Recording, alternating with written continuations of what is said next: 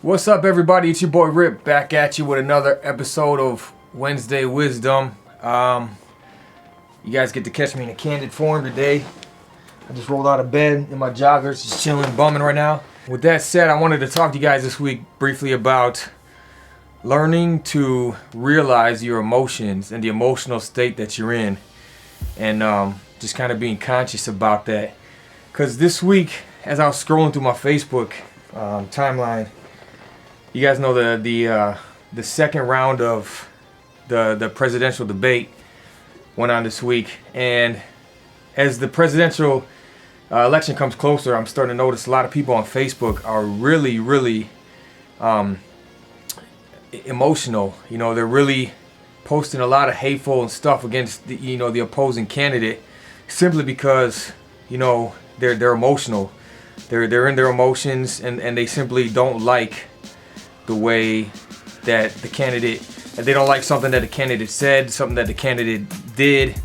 And rather than praising the candidate they're for and saying, I really like this candidate, I really support them because this and this, I think they're a great candidate for our country because of this, really they're voting for that candidate because of their emotional state, because of things that they despise or hate, or things that upset them in the other candidate.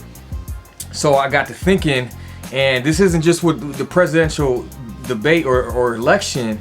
This is true in every aspect, in every form of life. People make rash decisions in life based on their current emotional state. And I got to thinking, how much of an impact, your emotional state has on, your decisions and the things that you make. So I came across actually a couple good articles online that I wanted to share with you guys and, briefly talk about. So, I came across this one article on psychologytoday.com, and I'm not going to read, I'll post the links in the description of this video to these articles, but I'll just read a quick paragraph on this one. And it says, "It is said that emotions drive 80% of the choices Americans make, while practicality and objectivity only represent about 20% of decision making. Oh, and forget about making a decision when you are hungry, angry, lonely, or tired." That's me when I'm hungry. You don't want to see me when I'm hungry. "The acronym HALT is exactly the point here. Don't do it. If you make a decision while feeling hungry, angry, lonely, or tired, or God forbid some combination of more than one of the above, emotion wins 100% of the time and will likely push you in the wrong direction. It is in the moments of decision that your destiny is shaped," according to Tony Robbins, self-help and motivational speaker.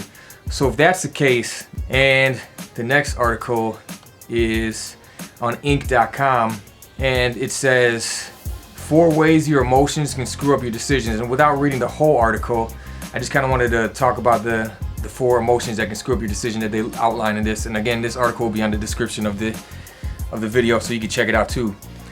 Number 1, excitement can cause you to overestimate your chances of success. There's a reason why casinos use bright lights and loud noises. They want you to get excited. The more excited you feel, the more likely you'll be to spend large amounts of money. When you feel really excited about something, you are more likely to underestimate a risk. Whether you're taking out a large loan for a thrilling opportunity or you're betting all your money on an impressive horse, you'll be more likely to underestimate your risk when you're feeling excited. Number 2, anxiety in one area of your life spills over into other areas. If you're anxious about something going on in your personal life, perhaps you're worried about a health scare or you're nervous about buying a new home, it can cause you to feel anxious over your business decisions.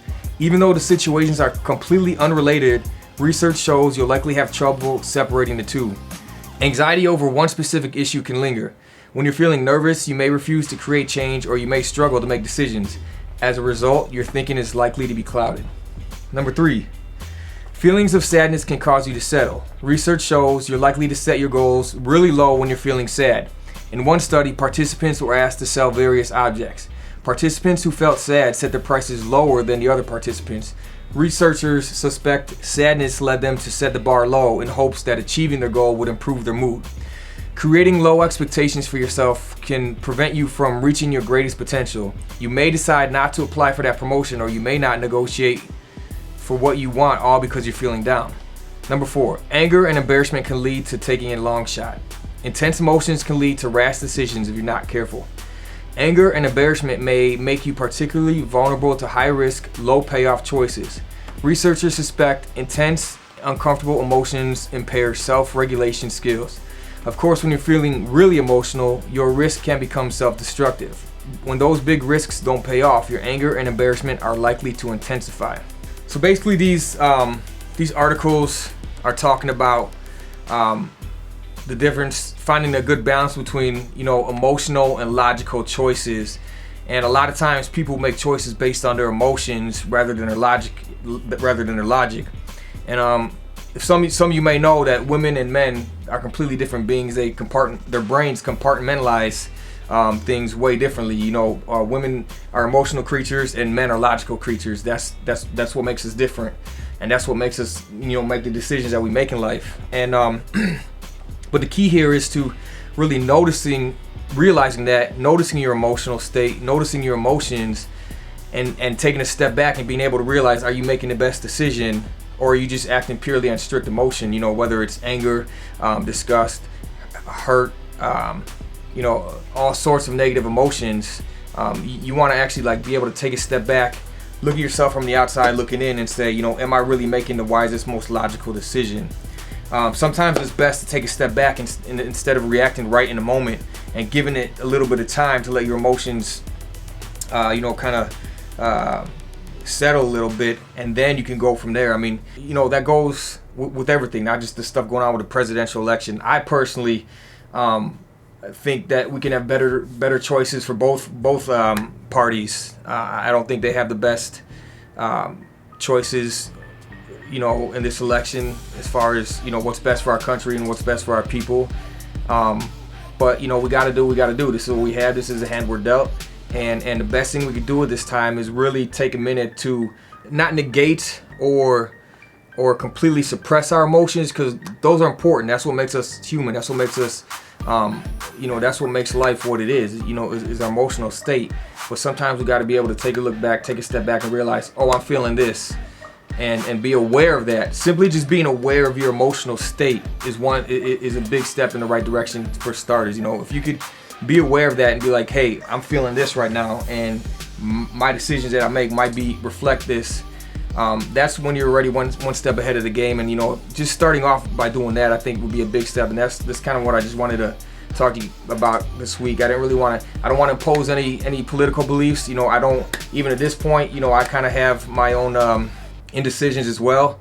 Like I said, I feel like, you know, both candidates, you know, both sides can have a better candidate, but this isn't even about the presidential election. This is just kind of what sparked this idea in me, and then I kind of dug deeper and I went researching more, and this is something I've kind of also dealt with in my life personally as well too. You know, things that I learned over the years was to not act immediately based on emotions. Kind of let those settle a little bit first before, you know, going through with the things that I do, and realizing that myself has actually helped out a lot as well in my life. So I just wanted to pass that little bit of wisdom on to you guys. I hope it helps. And make sure you guys join us back here next week. I got a good one next week. It's we're going to discuss how to truly be happy in life. So I look forward to bringing you guys that one. And thanks for tuning in this week. We'll see you guys next week. I hope it helps. Peace.